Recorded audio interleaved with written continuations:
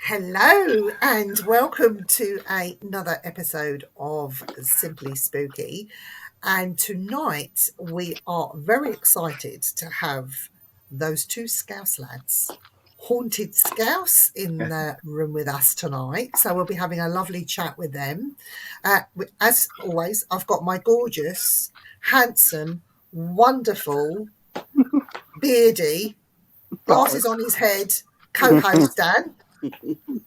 And we are joined tonight by Jay, who is a big fan of Haunted Scouse. So it'd be really unfair if we did this and didn't have Jay on, because I know how much he loves them. So welcome to our Wednesday night, Jay. And welcome, Haunted Scouse. Dan, let's talk. Good evening, everybody. I've just quite a few people out there to say hello to. Claire, hello, Claire.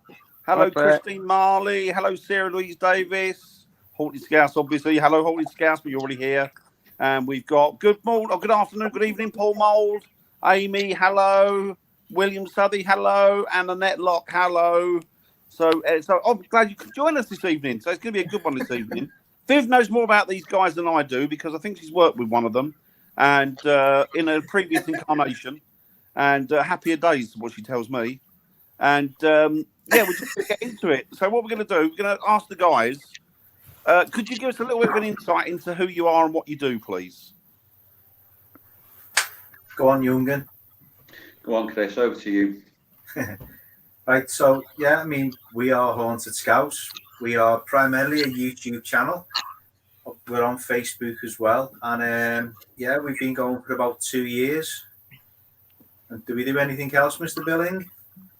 We've just started on events really as well, so it's more the places that we know are sort of active, and we sort of want to involve everybody else. So I can already see quite a few names in the chat that are usually on ours as well, and it's more just to try and give something back to them as well. And obviously the paranormal's for everyone, so we're trying to bring that out there to a wider audience and have people along with us as well. And at the end of the day, it's as it can be taken extremely seriously, but it is, for us, it's a hobby, and we love the history aspect of it as well. And you might need some subtitles as well. Just you're okay. Sorry. I find it interesting that you guys mentioned the history of it, because obviously that's an aspect that I think, if you're involved in the paranormal, you're interested in the paranormal primarily, I think it's from a historical perspective. It's interesting that most people that come forward say they've got a real heavy interest in the history as well as the paranormal. It's all go hand in glove, as it were. So you guys, when you initially started, have you been in it very long now individually, or have you sort of recently last few years, or have you been in it since you were kids? And what got you interested?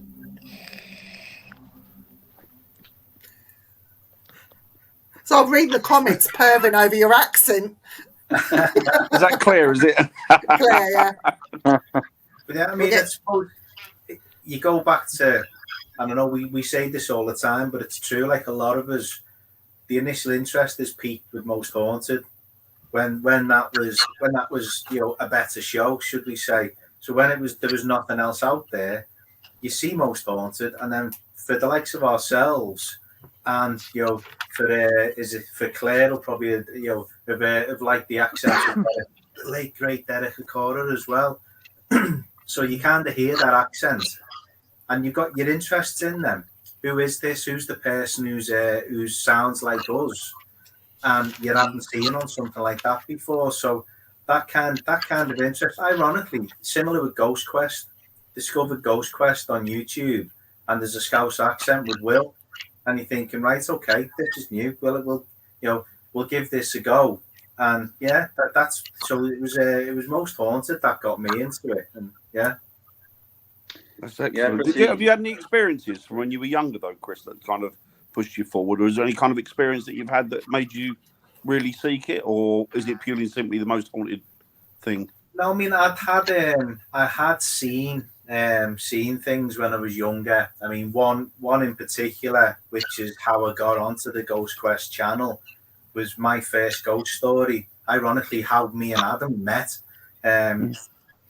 Ben decided to go ahead with that kind of episode, a individual episode during COVID that we could do. And that was about where I had seen the ghost of a little girl when I was about 13 on an old railway in Liverpool called the Raleigh. So that became the first thing I was taking part in. And then it was meant to be Will who was filming with me that night doing the night vision part, and he couldn't make it. So that's where the first time me and Adam met was Adam pulling up outside the house in his car and just basically following protocols, didn't shake hands or anything. Nice to meet you, first time, right? Let me take you to some woods and we'll have a look around in the Bit dodgy. What about you, Adam? What's your story, as it were, please? I mean, pretty similar, to be fair. It's I mean, I've more of a healthy skeptic. I kind of dug myself as, and it's, you know, the what you see on telly sort of does kind of get you into it, but then you start asking questions like, is that real? You know, are we doing that? You know, is it all just camera tricks? Is it one of them? So I just started going to local events and things like that, sort of seeing it for myself. But then these events, you know, it's unfortunately some of them are kind of want to turn a bit of a profit, so they'll pack a small place out with 40, 50 people, and you don't sort of get that true experience. So yeah, basically hence why I ended up with Ghost Quest and meeting Chris, and then evolving into Haunted Scouse, as it will. And you know, it's more just saying for me really, you know, is there something out there? Is there something more to it? And you know, try and approach it with a little bit more of a rational sort of, you know, scientific sort of explanation about it. But yeah, I mean, I know Chris has experienced a lot, and I think the more I'm doing this, the more I start to sort of, you know, it's harder to find answers to these questions, so to speak. Very important question down there from Christine. Yeah, Christine says, Chris, why are you so far away from the camera? Have you, like me, got a spot on your nose? No.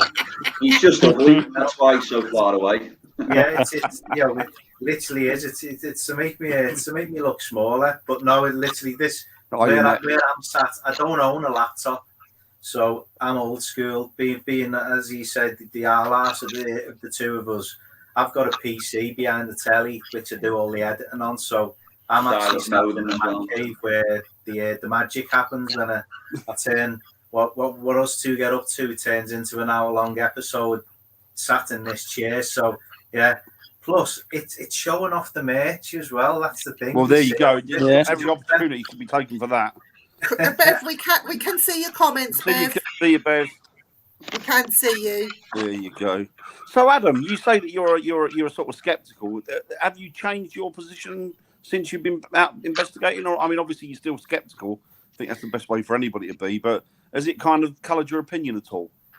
I mean, from what we're sort of capturing, most definitely, yeah, because it's much harder to debunk, because, you know, I was there, so I know exactly when we've got, because of how we sort of film, we've got about 5, 6 sort of cameras now, you know, so they're all locked off in different places. You know, for a fact, no one's been anywhere near them, and you know, some of the stuff that Chris sends across, it's like, yeah, look at this, you know, we know exactly where we are. It's time stamped. We're in a different part, so it is much harder. But I think until, you know, you see that sort of chair floating up and flying across the room, I'm always going to be a bit, I'm not too sure. But we've definitely caught some really, really decent stuff that is, you know, as I said, it's much harder to put your finger on what exactly it is. Yeah, the chairs fly across the room in a different show. Yeah. I was going to say, what's your most exciting piece of activity so far, do you think? What's the thing that you've seen that's really made you, whoa? I'll let you answer that first, mate. I mean, we were on Unexplained Caught on Camera, and we had two bits of evidence from that, and I think always would go back to Peter Cavanagh's pub, where we had an old music box, and it was locked off in one room, and we've caught it moving slightly and then moving again and rotating and moving as well. So that was really difficult to explain, and even Kieran O'Keefe, who was on the programs, you know, knows the pub intimately, and said there's no way, you know, anyone could have got in that room or had it, and it moved away from the door instead of towards it, so you couldn't say it was pulling it. So that for us is probably always going to be, it was our first sort of massive piece of evidence that it was like, right, we just can't explain this, you know, there's no reason for that to move. So on a cast iron table, solid surface, we've had it on graves in St James's Cemetery on marble surfaces, and it hasn't moved. So it's I think always definitely that. And yeah, I think I've had Antwerp Mansion as well. I've had scratches on me the next day, which were quite difficult to explain, and that's been the sort of first experience for me where, if you know, I can't explain. I don't know whether to say being touched, for example, by something unknown, but waking up and seeing sort of, was about 6 or 7 marks on the base of my back. It was yeah, it was difficult, but yeah, probably those two. I'd say definitely. That's interesting. Sorry, Viv. Amy says, and Yes. at Antwerp, the chair moving behind you, Adam. Yeah, I mean that one as well. Again, caught on a lock-off camera. This chair down in the cellars at Antwerp, it took about 6 or 7 men to lift it down there. It's a really massive, sort of like a throne. And I went to sit on it, and just as I moved my foot and then to turn my body to sit on it, you see the back of the chair sort of move. And honestly, that was another sort of, I had no idea what happened there, but you heard it, and then we obviously caught it as well on camera, just moving slightly at the back. But you know, for a massive cast iron chair like that to move, it would have took some force. So are these things that you've seen on review, or have you seen them actually happening in real time with the naked eye? I mean, again, the music box was on review because it was caught on lock off. The chair was, well, audibly I heard something because I went to sit on the chair.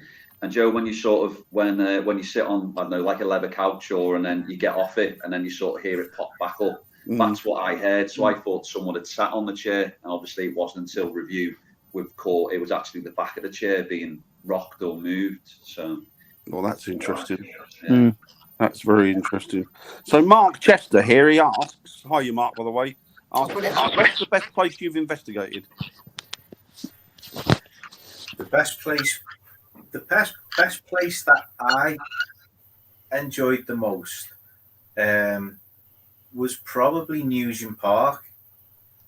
And because it's for us, ever since we started, the minute you've got the word Scouse in your paranormal team name, everybody is going to say, go to Nugent Park, go to Nugent Park. So you keep buying the lottery tickets in case you can win enough money to hire it for yourself.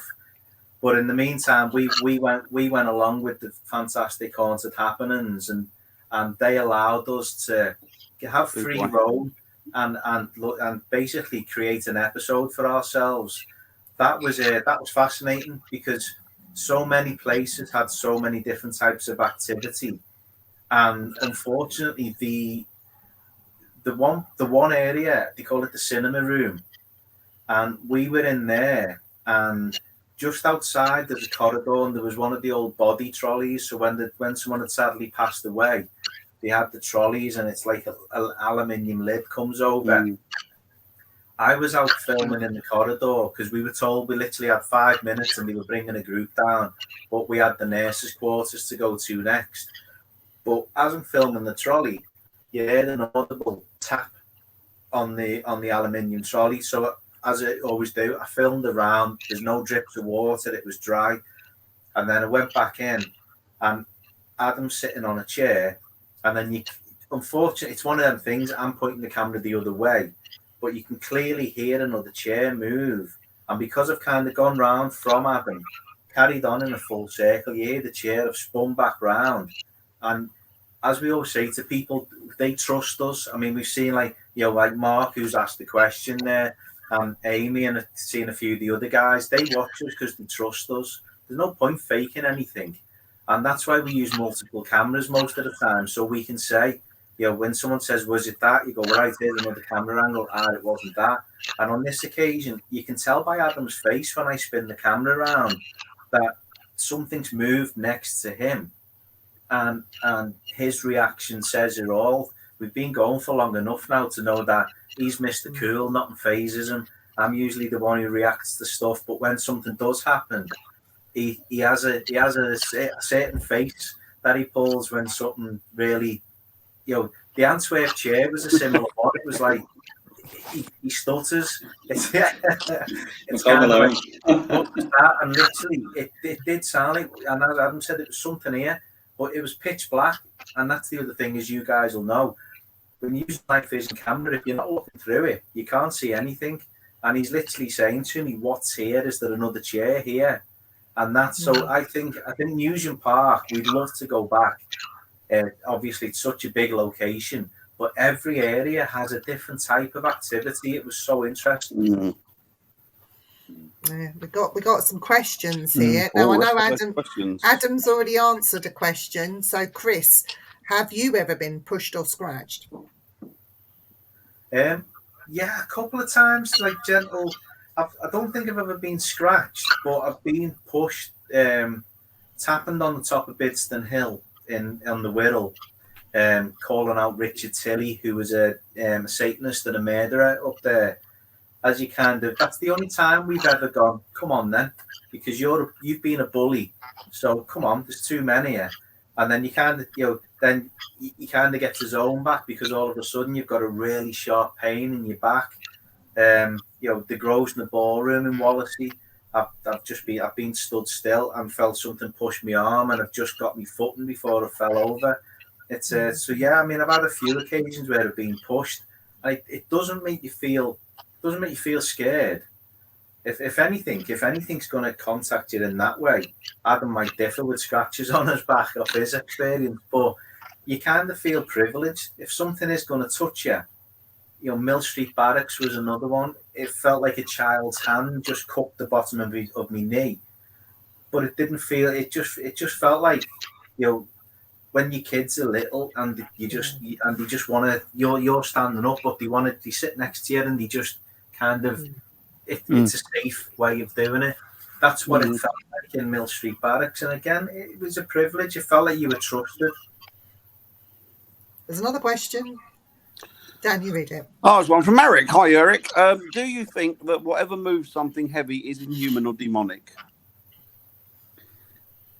I mean, I can't say yeah or no, but I suppose from my experience, the two things that sort of have moved, or chairs, it could just be, well, I've gone to sit on a chair and someone's gone, hang on a minute, that's where I sit, and maybe they've just sort of moved before, or just give it a bit of a nudge to show, hang on a minute, and so I mean, I wouldn't know. I couldn't tell if something was demonic or not. What makes something demonic? Is it a poltergeist moving something, or what? Everyone might usually say, "Oh, that building there, or there's a demonic entity, or there's a demon here," and they don't really show any sort of difference. I couldn't say that Chris and I have ever encountered anything demonic or anything like that.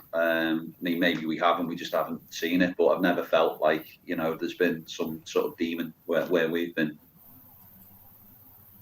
Another question. Oh, so William, hi William. William says, I suppose the real question is, with respect, with all this alleged evidence that some groups have, what are you going? Where are you? What are you going with, or where are you going with it? I mean, I'll just jump in on that. For us, I mean, what we get is, it's for you to decide. For me and Chris, or I mean, I'll speak for myself. I know Chris will say something on it, but this is a hobby, and we've got full-time jobs. I make my money elsewhere. This doesn't do sort of anything for us other than sort of follow a kind of hobby of mine, and it's a documented hobby. So we put it out there, and if no one watches it, no one watches it. But it's been great for us because we meet like-minded people like yourselves, and we can sort of have these conversations. And I don't think anyone's probably ever going to sort of get that holy grail of a full apparition or something there. But it's just, as I said, it's just good to sort of debate and throw out there and have these sort of sensible conversations about what could be, because whatever's out there, we're all going there one day. So, yeah, exactly. Yeah. I mean, I agree with that. I think that it's any experience is personal, isn't it? Really, it's you can shift it around, try and chat to people, but it's up to them if they want to watch it or believe it. That's all you can do. That's the best you can do. Yeah, to follow on from what Adam just said, then as well. It's like to go back from what William said. Adam's spot on. We go out and we use as many cameras as we can. Like the Ancient Ram, for instance, our Halloween special. We genuinely do this because we love doing it, and we always say we make the episodes for the first 50 people that followed us, and everybody else afterwards was a bonus. But if you make it with the same passion you made things when it was 50 people, then the fact that we've got almost 2,100 subscribers now, we've grafted for that, and people obviously enjoy what we do, and we enjoy the premieres, and we think this was this. Somebody else might say it's something else. Brilliant. Let's discuss it. And literally, we're just putting it out there. I mean, there was, because as you know yourself, you get the Ancient Ram for 13 hours. We had 5 cameras running all night and created a 2.5-hour Halloween special. That took me 3 months to edit. And as Adam said, we work full time. We've got wives, we've got kids. So we do this for the love of it. And we are happy to discuss any scrap of evidence with anybody. And that's the thing with it. You don't put your evidence out there if you don't want somebody to have a different point of view on it. That's the way we look at it. Just have a sensible discussion. We've had it on YouTube. We've had the trolls, and you answer one account, and they've made another account. And it's easy to notice them because they've got one fella's got 3 accounts he created on February the 22nd this year. So he didn't even wait a day to create a new one. He created 3 at once. So he leaves negative comments, and it's great. He's banned now, never to be seen again, because he didn't want to discuss it. He just wanted to be nasty. And it's like we're saying, well, that's have an opinion, but don't be nasty. We're not nasty people. No. So why do people think if you put yourself out there, they can be nasty to you? Yeah, exactly. Yeah, I agree with that. Yeah, I do. So Bryce says, "Hi, Bryce. I think we will eventually end up with a Randall and Hopkirk, but the next step, who knows? Do you guys believe this will happen?" Do you know who Randall and Hopkirk is? Yeah, I'm just trying to work out how that would work with. I'm hoping he doesn't mean one of us is going to be. I think that's probably where he's going. Yeah. I'm not that old. But no, great show. Yeah, I'm not old enough to remember the original, but it was good. Yeah, I think that's the thing, Amy, isn't it? It's that people's integrity shows through. Amy's one of the ones. I mean, she's been to every event that we've done, and she's a follower and one of our mods as well on the channel. And she has noticed probably as well. I mean, the last maybe 2 or 3 events, we couldn't really say bits have happened, but they have been much quieter, and that's sort of, it's just potluck, isn't it? And we could easily know the tools of the trade and make things happen. But exactly. What's the point? You just you're selling a lie, really, aren't you? So yeah, you cheat yourself, don't you? Really. I think as well. I don't know if you guys have had the same, but when Dan and I go out, just me and Dan, things happen. Not necessarily nice things, but things happen. But then when you add other people into the mix, and we're lucky when we've had Jay with us, things have still happened. But any more than that coming into the mix, and it seems to dull it down. And I don't know it's whether the energy that me and Dan give off to each other, or whether you two get the same, whether, when you've got your own energy that mix pretty well, that maybe the spirit likes, that will give you more than when you've got, a public event with you, with people with you. It tends to sort of dull it down a little bit. Do you think? I mean, there'll be some energy going across to me mate Jay, who's just, if you put Jay's comments up there, I don't mind, by the way, because he sits opposite me in work.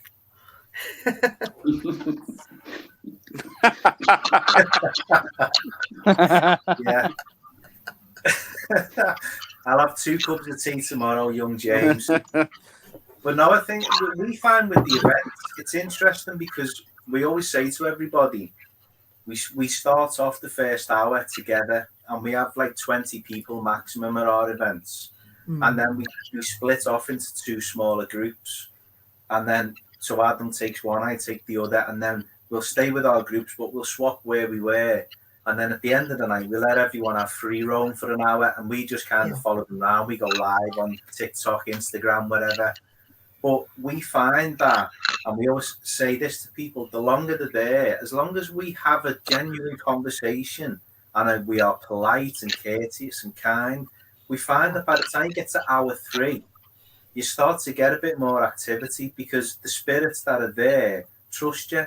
Because at the end of the day, if we all believe the spirits are intelligent, if you walk in and go, right, what we're going to do now is you're going to start off with straight off with the weed board, you're going to take the table, you're going to shout, come on then, if you're here, do something. But no, we gently coax our way through, we introduce everybody, and then literally, without fail, by the time you get to hour 3, people are having experiences. And then once you have free roam, it's great to see where people go off to and asking them, why did you go back there? We try that, Viv, don't we? We go in, we tend not to ask cardboard questions, the sort of standard questions that people ask. And we try and talk to or converse with spirit as though we're speaking to somebody who's still very much living, Yeah. But I think they like it. They like it. I think they like it when I start swearing at Dan. I think so. If Dan tries to calm me down, and like, I'm not having it. No, they love it. The spirit. But it's true, isn't it? I think it's like anything. If you go into a pub and you start shouting and screaming at somebody, you're going to get punched. Yeah. If you go and you talk to somebody in a decent manner, then they're going to reciprocate, All these cameras in the world, you still can't see things flying about the room. If you catch it on camera, people say it's fake. Yeah. Just the nature of the paranormal, unfortunately. Just it, isn't it, really? Yeah, you capture anything and you use multiple cameras, then you've got to just pray that you've got another camera that shows the door shut or something else. And it's like like we had the door close over at Walton Hall, and Adam's standing next to the door. I'm filming Adam. I'm sat in a chair filming Adam. So the 2 cameras we had both captured. Adam's points off, but he spins round, and then the other one I captured Adam. But if I was pointing in a different direction and I spin round to the door shut and Adam's pointing somewhere else, the door shuts, they'll say Adam kicked the door with his foot.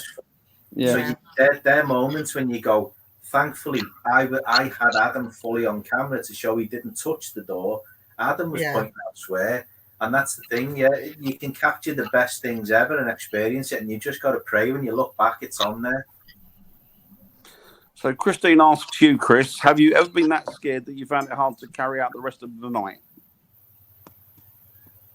I wouldn't say that's if you don't count getting attacked by a big mastiff dog called Blue in Staunton Woods when we filmed there. That's ironically most people's favourite episode because I get attacked by a dog. Didn't bite me. I'll hasten to add, and I carried on like a trooper. But that was funny, that one. The ancient ram was a strange one because we both went in there with this big idea of splitting up, do a bit, split up, do an hour each, and we let the building get to us. And yourselves, it wasn't that the activity got to us. We let the building psychologically affect us. So when it came to the point of saying split up, we both looked at each other and said, I don't know about you, mate, but I feel a bit edgy. And then you kind of relieve them when Adam says back, yeah, I'm kind of feeling the same. That's why it's good to go back next year because we need to do that. One of us, now we know the layout, one of us sits in the kitchen having a burger and the other one can go off on their own and do their own thing. But we know the building now. We know we won't let it get to us. So it can sometimes be psychological where you are rather than what happens. Yeah, definitely. So Annette asked, who knows, just like people, spirits might just not like some people in a group, so they don't bother giving anything, as in life, the same in death. Yeah? Yeah. All right, we got a big one now. Blimey, I'll let you read that, Viv. Yeah. Okay. Arthur C. Clarke was a real scientist and researched the paranormal for many years. He was a very open-minded individual and said science should also have an open mind. What most people don't understand is that the metaphysical in line with the occult is actually science. Energy is a vibration that exists in nature as well as any alchemist like myself can tell you. Alchemy, etc., teaches one a much deeper understanding of the human environment energy that exists in the universe. Just saying. You So took the words right out of my mouth, William. I was just about to say I that. was thinking that. Well, I mean, very knowledgeable, and again, it's stuff like this that actually reading that, I think, oh, actually, that's interesting, and it's stuff that I don't think any paranormal investigator is ever an expert in their field. We learn like with everything, don't we? So again, it's why it's great doing these things to meet people like this and obviously hear their sort of opinions on it as well. And yeah, fantastic. I think that's right. I think the best you can hope for really is supposition, isn't it? And guesswork, really. Yeah. The way we stand at the moment. And taking on board what other people sort of give you, like William's just said about alchemy involving that. So what's this? Oh, swearing at Dan. Yeah, it is. You know that by now, Christine. It is. A burger. What is it? A burger. Mackey's like a burger. Just laughing at your accent. So, in and around Liverpool, because you're haunted Scouse, I like the fact that you do some local bits to Liverpool, and you've done quite a bit actually, not just lovely haunted buildings, but you've actually gone and looked in woods and in reportedly haunted areas. I want to talk to you about haunted graveyards in Liverpool. Do you think that graveyards in Liverpool are actually haunted? Have you done many? Have you experienced anything? Because I've heard that there is a pyramid in one of these said graveyards that's supposed to be very haunted. Have you been there, and what happened? That'll be the pyramid will be Mackenzie's too. Yeah. Where Mackenzie is, I don't know whether it's, I want to say William, but it might be John. But anyway, it's William or John. Maybe it's William John. Anyway, Mackenzie allegedly played cards with the devil, and in order to, he basically ran out of money, and he bet his soul against the devil in a hand of cards, and he lost. So the devil said, "Okay, when you die, I am going to come and claim your soul, and I'm going to take you to hell." So what he did was, the legend is that within that tomb, he's buried. Well, he's literally sat fully clothed at a table, and in his hand is an unbeatable poker hand. So when the devil came to claim him, the devil wouldn't be able to take him because the cards that he was holding were unbeatable. So therefore, the royal flush. Yeah. So and then he's sat at the table, so his body isn't actually in the ground. It's above ground technically. Yeah. So again, it's sort of folklore, I think, but it's a really interesting story, and the pyramid is there. So it's on a main road, unfortunately. So it's not like you can't actually. It's not worth investigating it because I think it's on Rodney Street, and it's one of the main thoroughfares of Liverpool city centre. So literally, you're 20 yards away from the main road with taxis going past and students and people coming out the pubs. Whereas you go the other end of the road, you get to St James's Cemetery, which is right by the Anglican Cathedral, and that's a different ball game altogether. And it's interesting, though, isn't it? It is very interesting. I mean, just coming back to, I mean, the buildings that were talked about, they're all supposedly haunted and active and really well known. But how Chris and I started was just, 2 cameras and, right, Chris, give us 3 or 4 places in Liverpool, sort of where you were knocking about maybe as a kid, or maybe that might have that bit of creep factor about it. And then come over to the Wirral where I am, and I'll show you 4 or 5 places as well. And these are just places that you probably were knocking about as a kid, and enjoy, but take on a bit of a different sort of vibe. And have actually, when you dig about, I've got quite a long, rich history too. So that's sort of how we've started. And you don't need to sort of investigate the huge, big locations to get the activity. You can just go to somewhere local that has got that sort of history to it. And we, it sort of spawned from there, and it worked really well for us. So. Adam, can you move your camera up so we can have a look at those shirts behind you? Because I know that that's not your washing. There it is. You just I get. thought you had can't really a see clothesline. there. You had. It's a clothesline. So they're haunted Scouse apparel that people can purchase. There you go. Well, some of it they can. That's Where his can back cave now. As he said, it's like Batman's back cave now with his different uniforms. Where can they get those if they want one? Those particular ones, they're the ones we've always worn. So I get them direct from a supplier because they're all embroidered. Right. But we do have an online spread shop now. Spread shit. Let me hang on. Not I spreadsheet. thought he was going to say No, something else. let's edit that. Yeah. Spread shop. Yeah. But yeah, so we do have an online store now. Where is it? I'm going to put it on the chat. So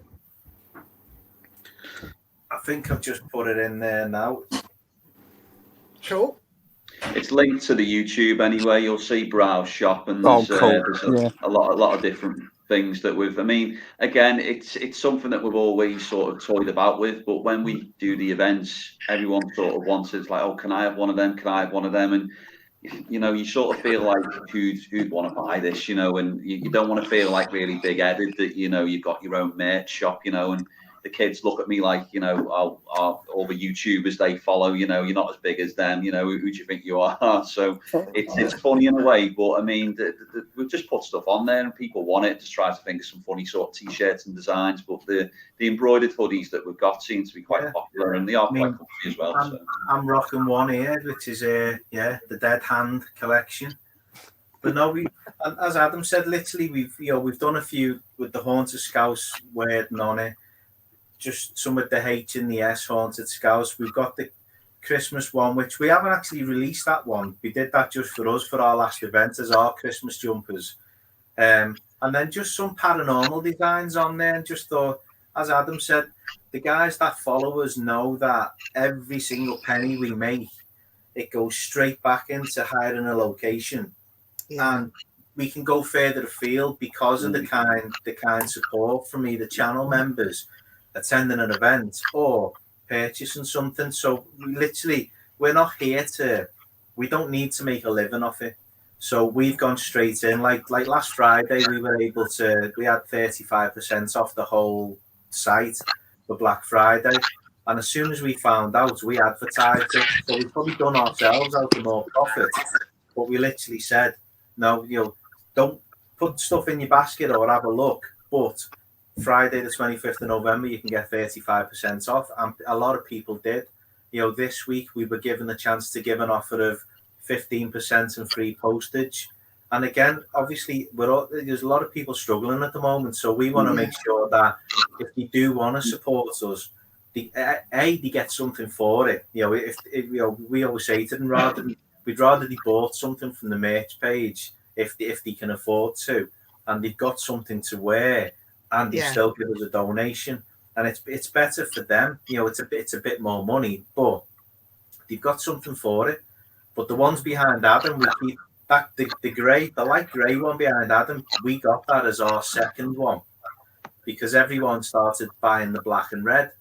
So we turn up to an event, and if anyone was new, they didn't know whether the likes of Amy or Mike or Kaz or Chrissy who wear all that were with us or just attending the event. So then we got the grey ones. Then everyone wanted the grey ones. So now we've got charcoal grey as well. So we've got a new one now, so people can buy the light grey. And then we've got a green one as well that we're kind of toying with the idea of. So yeah, it's kind of trying to, we want our uniform, but then everybody sees it and goes, I need, and you're like, see, Amy wants it. Look, Amy wants the grey one now. See, that's what I mean. So going back to the graves, they've had names coming out on the Spirit Talker that match the gravestones. That's interesting. Yeah, I mean, that was over on my side, wasn't it? So we were in Wallasey Cemetery, and sorry guys, be back in 1 sec. he's got scared there as well, talking about it. But yeah, we were in Wallasey Cemetery over my side, and again, sort of, we were only there about an hour, and the episode that's on the channel, it's sort of really quite unedited, to be honest, because we just walked down the path. But you know, the spirit talker on the spews out the names and got. I think I can't even remember some of the names now. It might have been like Mary, for example. And we looked over, and you know, we were stood right next to this gravestone and said Mary on. We thought, well, I mean, that's a bit of a coincidence, isn't it? And you know, so started, you know, sort of talking to each other about it. And then I think we got William through. I think, okay. And then we just scanned round. The one next to but one next to Mary had William on.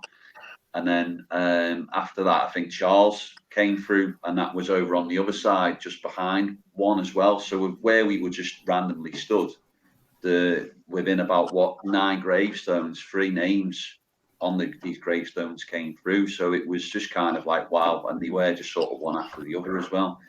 So it sort of does make you think that, you know, I know a lot of people will knock the apps and things like that.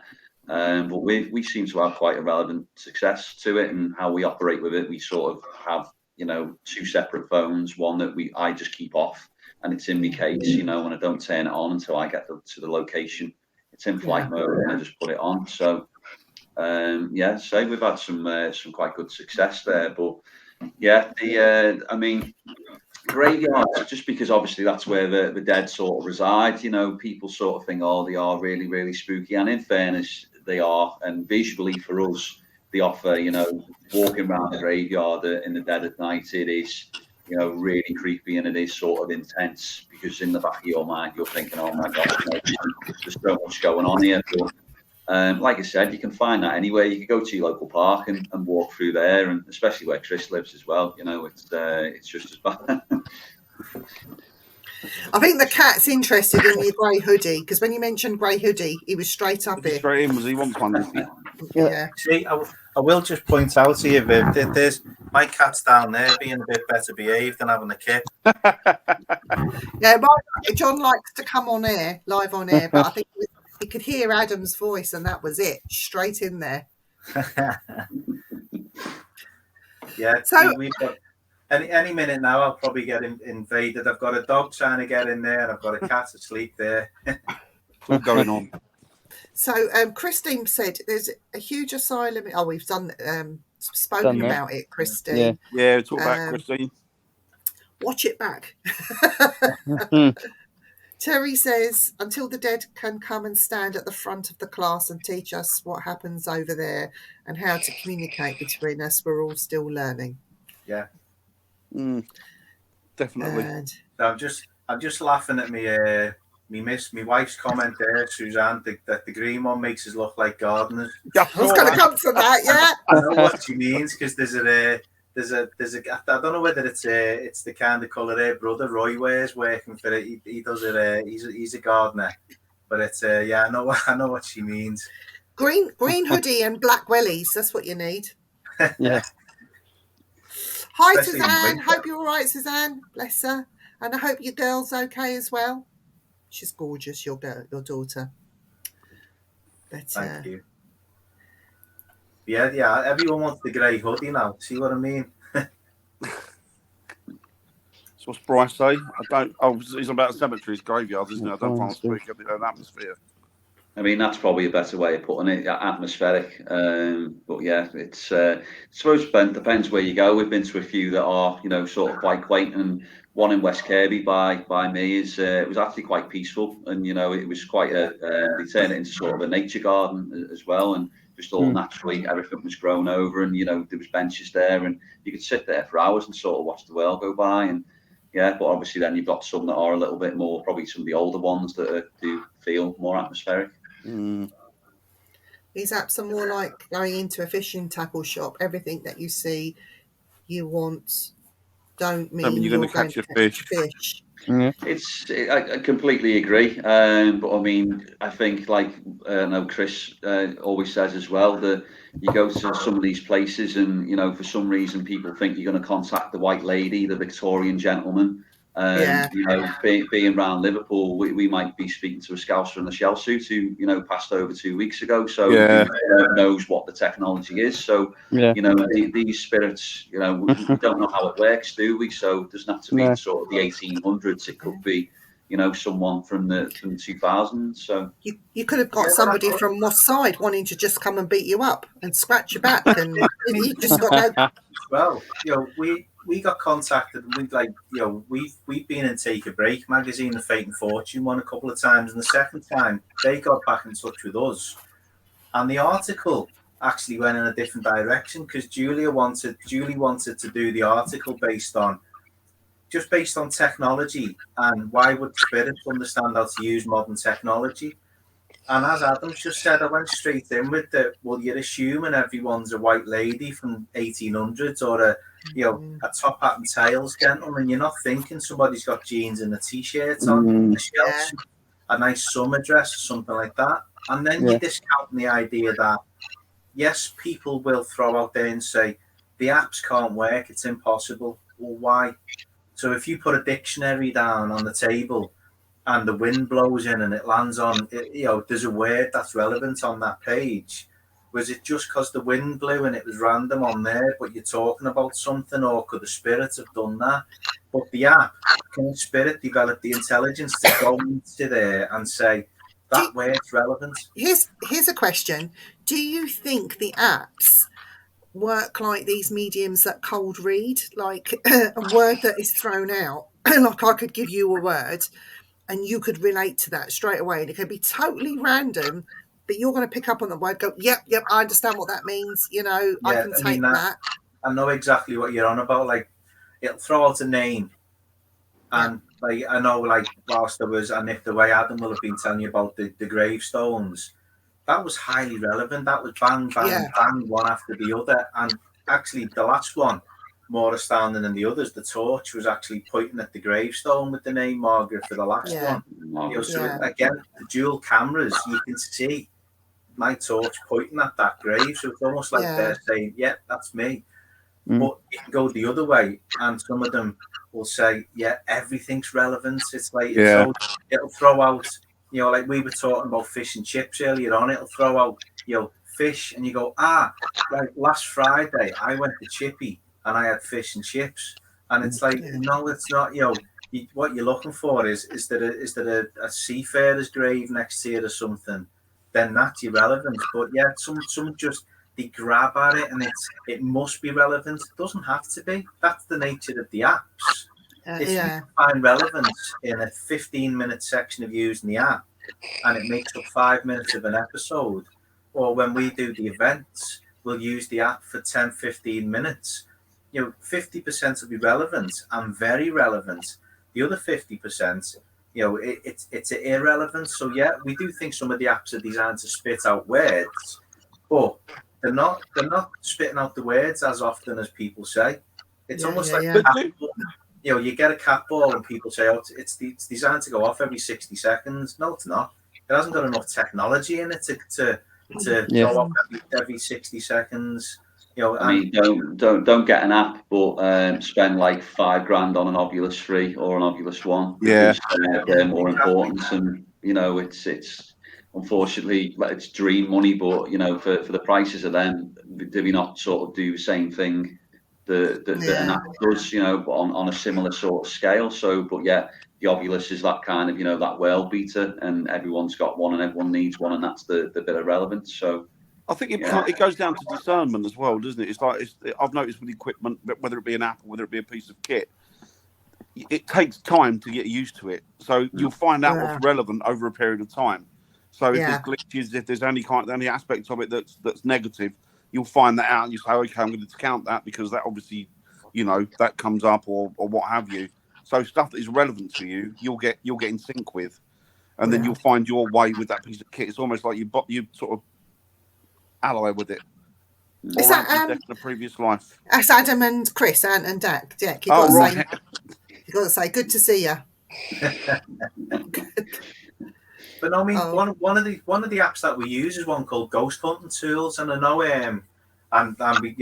he does a lot for us, Steve at Piggy Pop, And I know Steve has said on that one, it's even the designer of the app has said it's not designed to be. It's not a part of it. It doesn't do what people think it does, but yet we've had results off it that we can't explain. So just because the developer says it actually doesn't do what a lot of people think it does, it doesn't mean that a spirit can't manipulate what's in there and go, it might not do that, mate, but I still want that word, and I'm going to show that word. Yeah. And if you buy the full version of that, you can add to the vocabulary.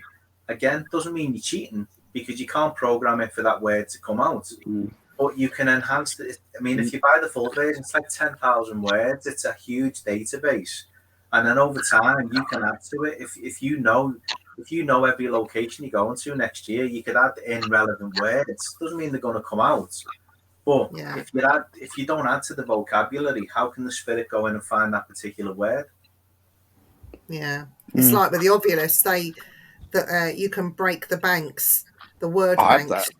Yeah, and I know at certain times the odd blue word comes out, let's say, and when you're filming for a company and doing stuff for them, and you've got the celebrity there with your Ovulus, and they're calling them profound words. It can be quite embarrassing because they believe that it could be a spirit. I think it's just the Ovulus just doing whatever it does, And I had a thing with the Ovulus when it first came out. I think it was about the third one in actually, and people used to say to me, "Look, it's going to come out with words. They might be relevant, they might not." And I bought one, and it wasn't that much money at the time. It was about 150 quid or something like that. And I was using it. And I was thinking, "Oh, this is crap. This is just spitting out words that might mean something or might not." And then it was giving me. This is what blew me away. I was thinking questions, and it was giving me the answers to the questions before I said the question, which was really weird. And it was weird. And then it broke the bank, and it started. There weren't any updates.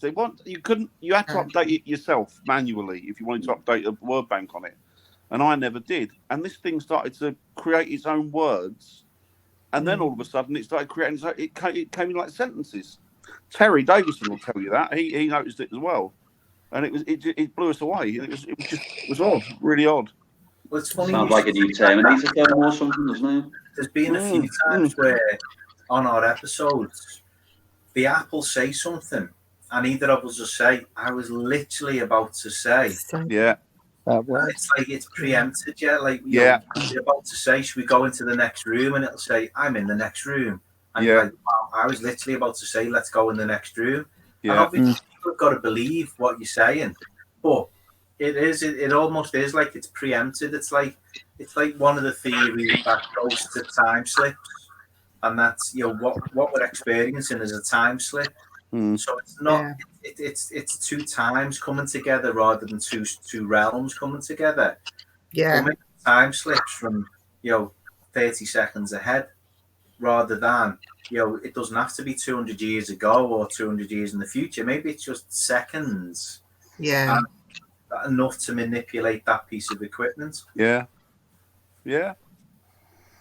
So Annette says people use Ouija boards to contact spirit, but some spirits from way back could not read or write. I think picture boards of some kind could be a good idea. Picture boards.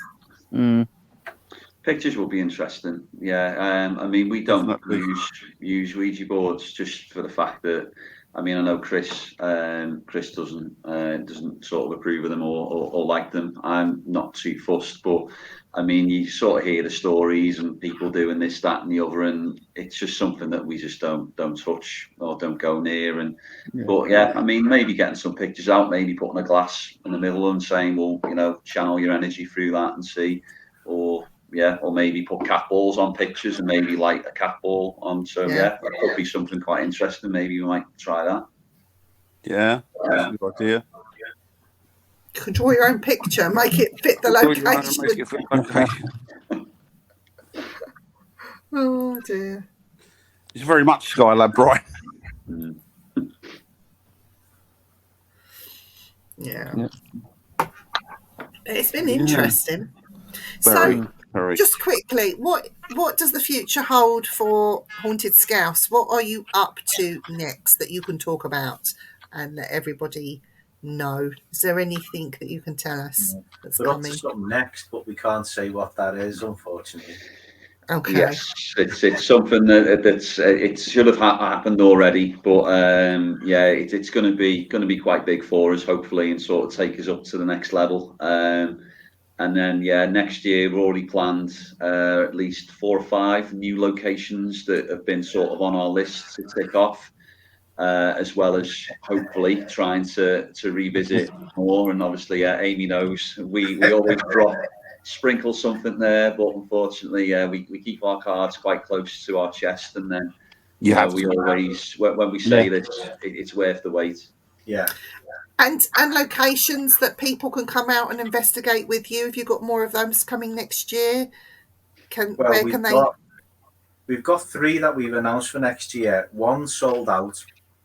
We're going back to Antwerp Mansion, which we have. I think we've got 2 tickets left for that in January. All the details are on our Facebook page. And then we're going back to Mill Street Barracks on the 8th of April, Saturday the 8th of April. I think we've still got about 10 tickets left for that. And you will get an Easter egg off us if you come to that one. Oh, nice. Worth going. Worth going, isn't it, for the chocolate? Definitely. Not that we're bribing people, but no, we're looking at different locations for later in the year, because what we try to do is, we try to book the events well in advance, and it gives people a chance to put the money away, basically. Yeah. We have to put a deposit to secure the place.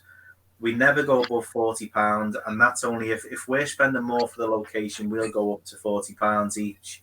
But again, our channel members get 10% off that. So even those that join our channel, our YouTube channel, if they come to all the events, they get more or less 4 or 5 months of their YouTube subscription back in discounts. So it's again, it's all about giving back. They support us, they help us.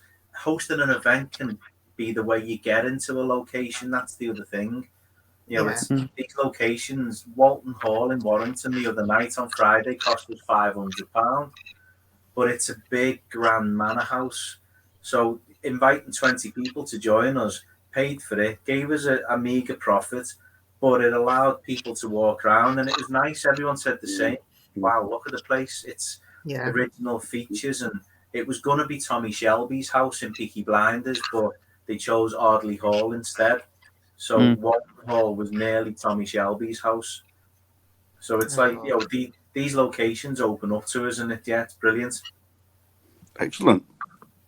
Oh, I can't wait to see what you do next. No, excellent. We're going to have to get you back on. Will you come back on next year and talk about what you've been up to? Anytime, and it's obviously we are, close followers of you guys, and we love what you guys are doing as well, and it's just great, as I said, talking to like-minded people and just having these conversations. We'll be happy to do it anytime, and hopefully we'll try. One thing I will say is 2023 for us, we need to try and get out with other teams, and I think we do want to do a lot more collabing with other teams. So hopefully we'll try and get you guys out. And we'll do stuff for each other, and only if I can have a grey shirt. So I'm for Dan if you want to come, Jay. I want the Easter egg. Guys, no, honestly, as Adam said, that's what we need to do now. It freshens it up, and we're getting offers of meeting up with people. And the more people you meet, it's just about sometimes we're that far away from each other. The timing's got to be right, as you guys know, when you're working full time as well. Your time off is precious, but yeah, we've got big plans, and Amy will be glad to know she's only got to wait until by the time she gets up on Wednesday next week, she'll know what we are going on about. That we're getting up to. That's potentially massive for us, huge. There you go, Amy.